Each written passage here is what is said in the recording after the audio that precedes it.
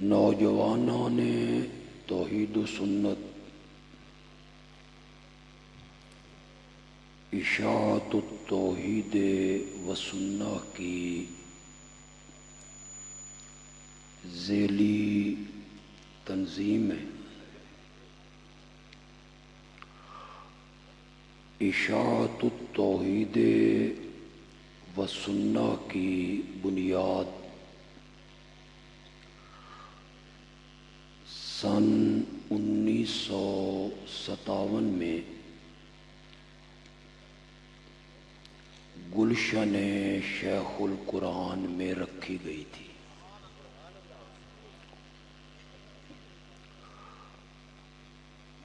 رئیس المفسرین، قدوۃ السالکین، امام الموحدین مولانا حسین علی الوانی رحمت اللہ علیہ کے شاگرد اکٹھے ہوئے۔ یہ بکھرے ہوئے موتی تھے، وہاں ایک مالا میں پروئے گئے اور اسی خوبصورت مالا کا نام اشاعت التوحید و سنہ ہے۔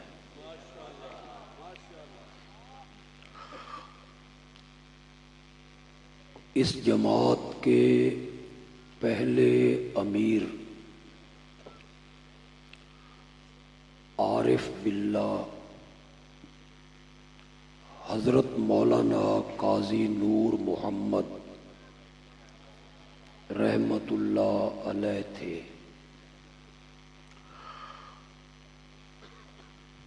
ان کا ایک مقولہ ہے، فرمایا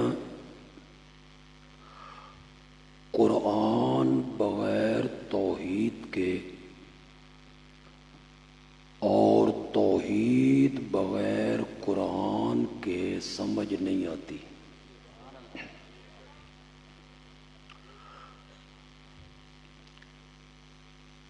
ان کے انتقال کے بعد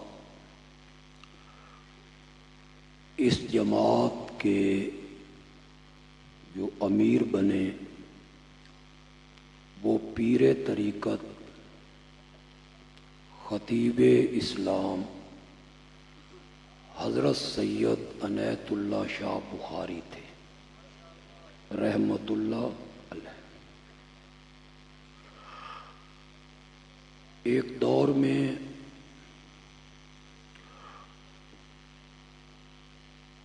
وہ ایک بات اکثر تقریروں میں کہا کرتے کہ تمہارے پاس بزرگوں کے قول کٹورے ہیں اور عنایت اللہ کے پاس رب کا قرآن ہے۔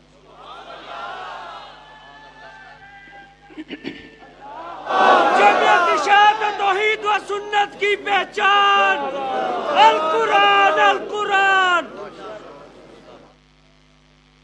تمہیں بلکہ وہ جذبات میں ایک جملہ کہتے، جاؤ تم رہو محمد ابن مروان سدی صغیر کے ساتھ،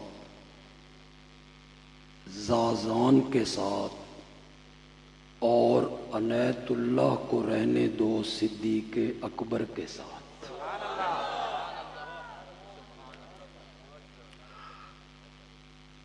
اس جماعت کے ناظم اعلیٰ وہ شیخ القرآن مولانا غلام اللہ خان رحمت اللہ علیہ تھے۔ میں نے ان سے 2 مرتبہ قرآن کی تفسیر پڑھی۔ وہ کہا کرتے تھے کہ جس علاقے میں جاؤ، جس شہر میں جاؤ،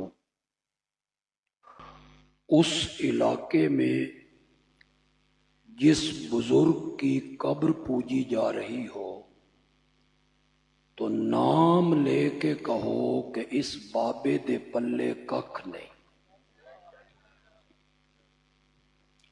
یہ بڑا مشکل کام تھا، اور مشکلات کی گھڑیوں میں انہوں نے اللہ کی توحید کو بیان کیا تھا۔ میرا آج کا جو بیان ہے وہ ایک مقولہ کے گردا گرد گھومے گا۔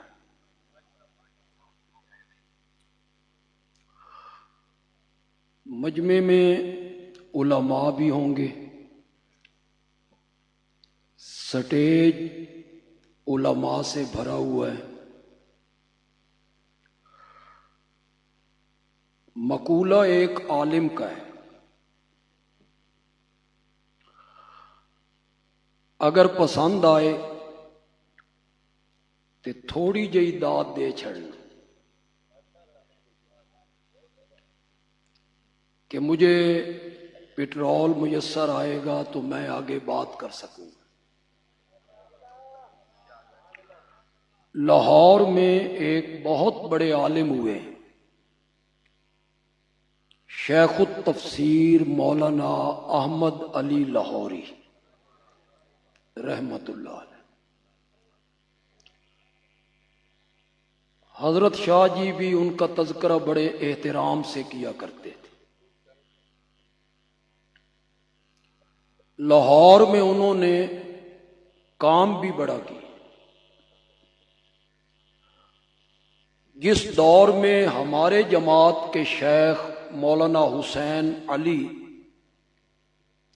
وہاں بھچرا میں کام کر رہے ہیں، حضرت لاہوری لاہور میں،